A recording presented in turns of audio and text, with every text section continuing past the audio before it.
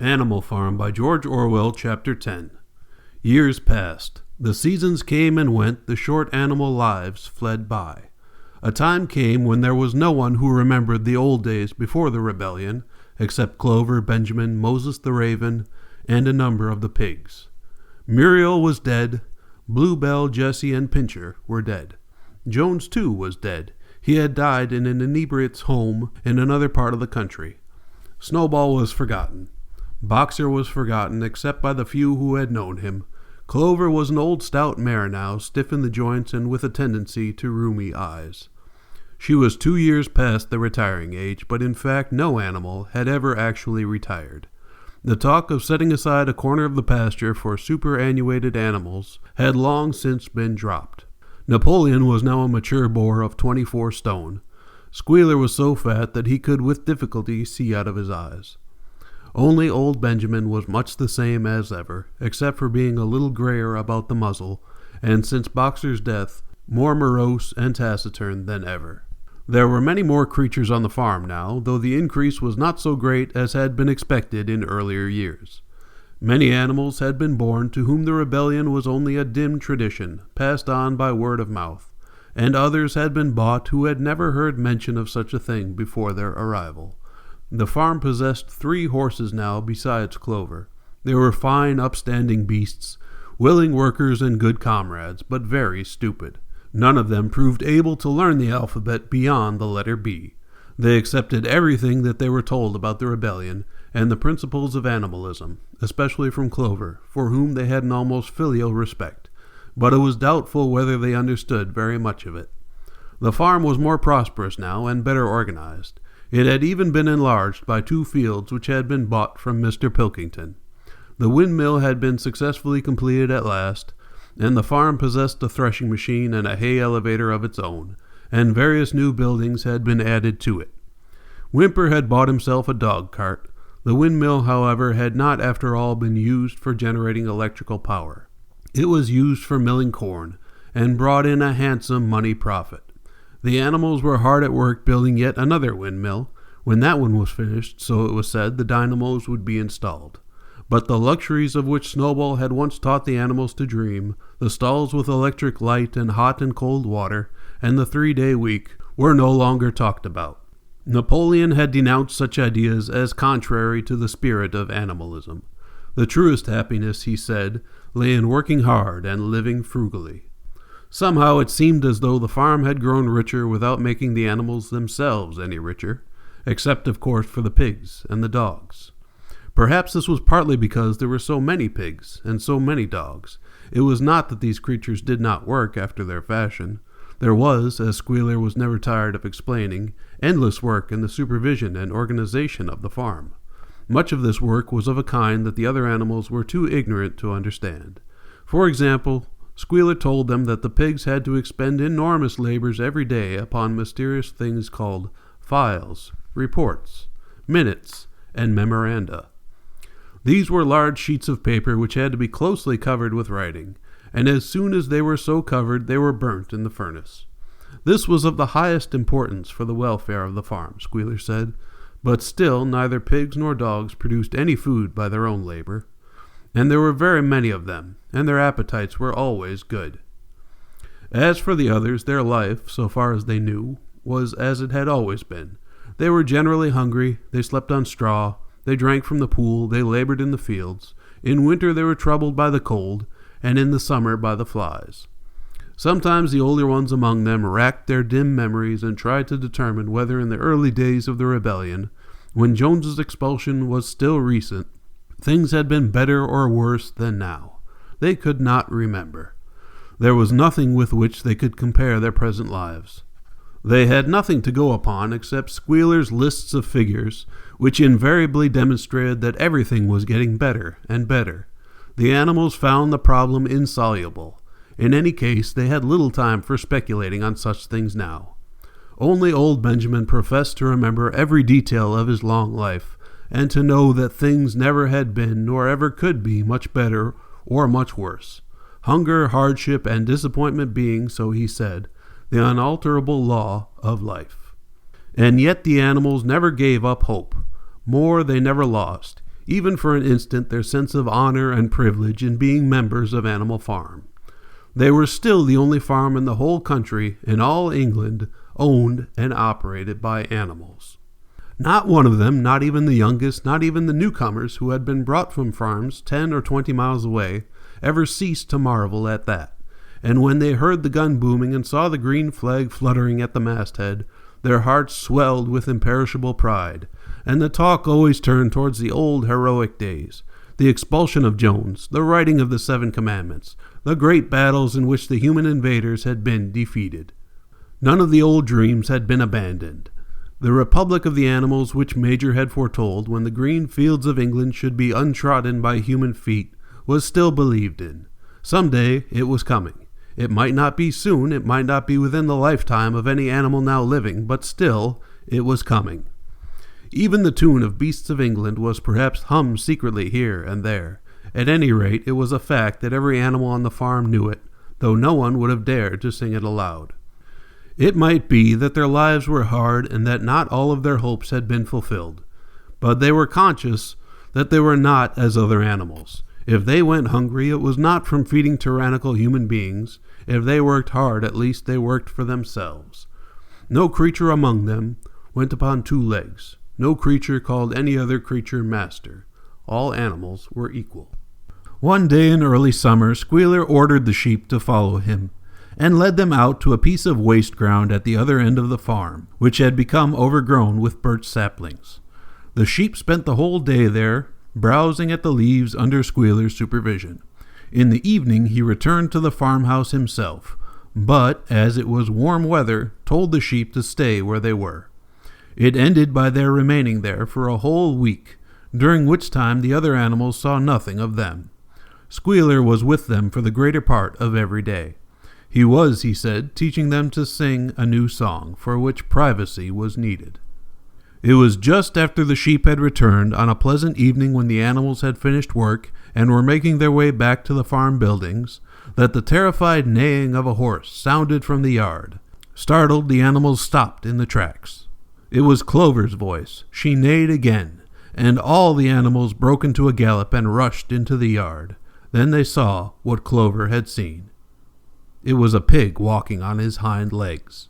Yes, it was Squealer, a little awkwardly, as though not quite used to supporting his considerable bulk in that position, but with perfect balance.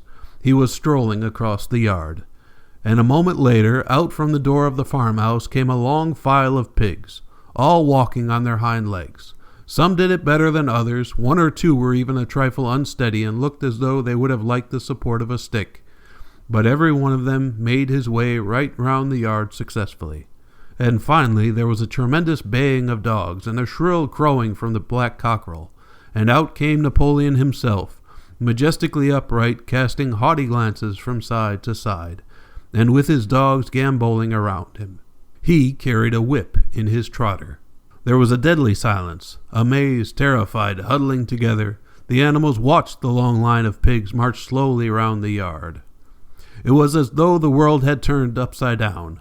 Then there came a moment when the first shock had worn off, and when, in spite of everything, in spite of their terror of the dogs and of the habit, developed through long years of never complaining, never criticizing, no matter what happened, they might have uttered some word of protest.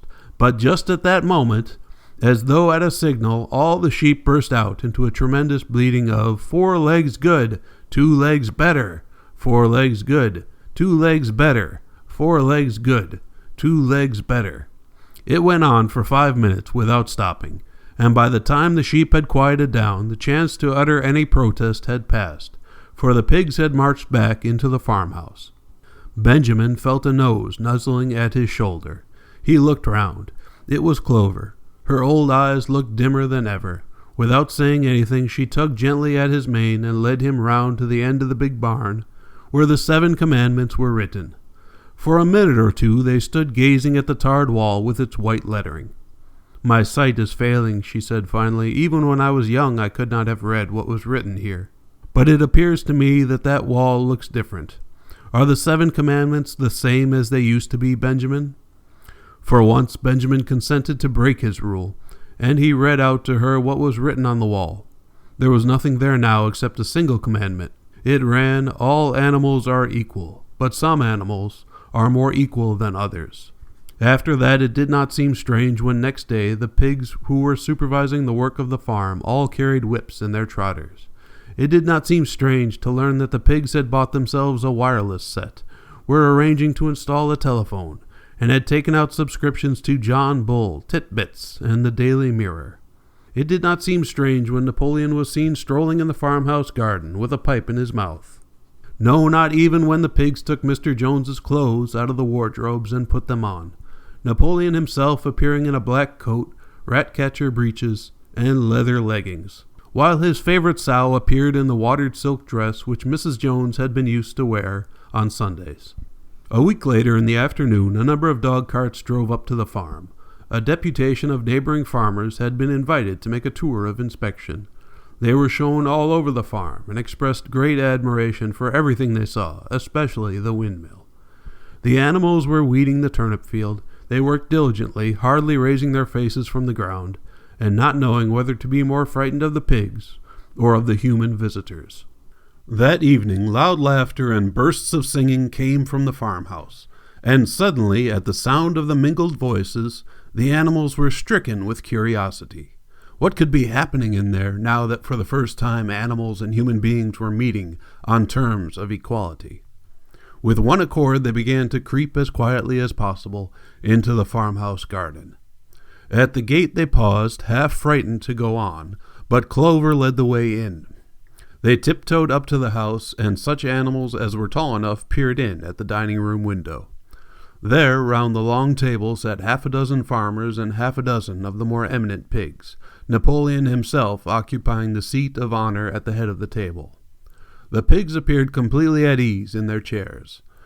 The company had been enjoying a game of cards, but had broken off for a moment, evidently in order to drink a toast.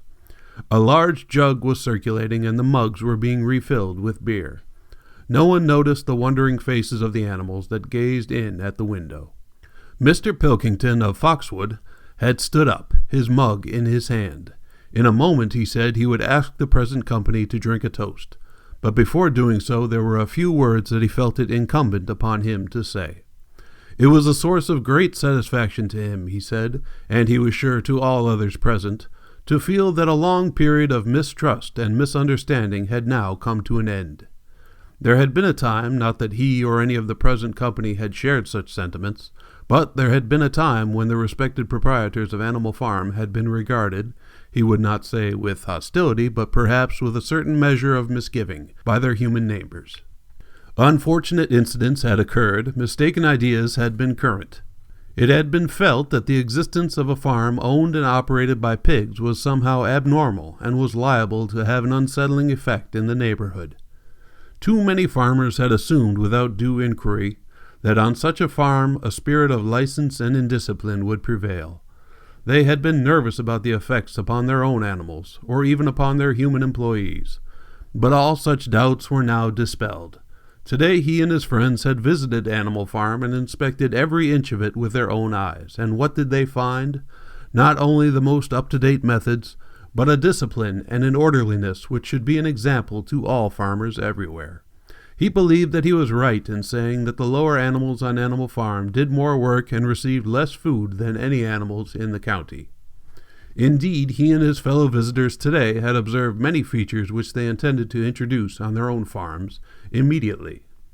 He would end his remarks, he said, by emphasizing once again the friendly feelings that subsisted and ought to subsist between Animal Farm and its neighbors. Between pigs and human beings there was not, and there need not be, any clash of interests whatever.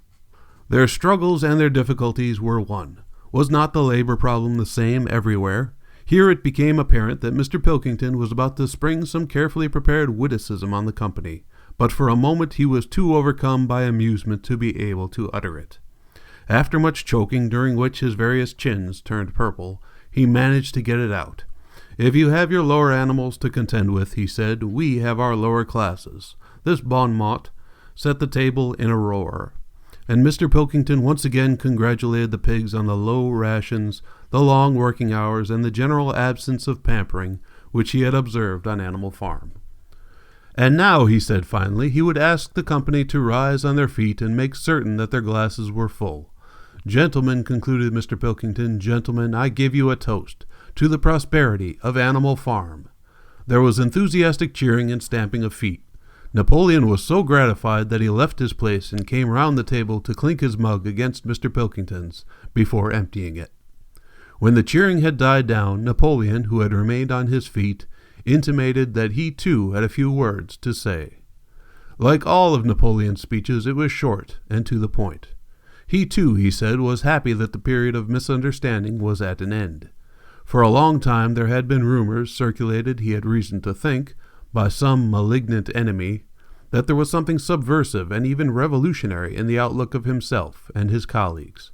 They had been credited with attempting to stir up rebellion among the animals on neighboring farms. Nothing could be further from the truth. Their sole wish, now and in the past, was to live at peace and in normal business relations with their neighbors. This farm, which he had the honor to control, he added, was a cooperative enterprise. The title deeds, which were in his own possession, were owned by the pigs jointly. He did not believe, he said, that any of the old suspicions still lingered, but certain changes had been made recently in the routine of the farm which should have the effect of promoting confidence still further. Hitherto the animals on the farm had had a rather foolish custom of addressing one another as comrade. This was to be suppressed. There had also been a very strange custom, whose origin was unknown, of marching every Sunday morning past a boar's skull which was nailed to a post in the garden. This too would be suppressed, and the skull had already been buried. His visitors might have observed too the green flag which flew from the masthead. If so, they would perhaps have noted that the white hoof and horn with which it had previously been marked had now been removed. It would be a plain green flag from now onwards. He had only one criticism, he said, to make of Mr. Pilkington's excellent and neighborly speech. Mr. Pilkington had referred throughout to Animal Farm. He could not, of course, know, for he, Napoleon, was only now for the first time announcing it, that the name Animal Farm had been abolished. Henceforward the farm was to be known as the Manor Farm, which, he believed, was its correct and original name. "Gentlemen," concluded Napoleon, "I will give you the same toast as before, but in a different form. Fill your glasses to the brim. Gentlemen, here is my toast, to the prosperity of the Manor Farm." There was the same hearty cheering as before, and the mugs were emptied to the dregs. But as the animals outside gazed at the scene, it seemed to them that some strange thing was happening. What was it that had altered in the faces of the pigs?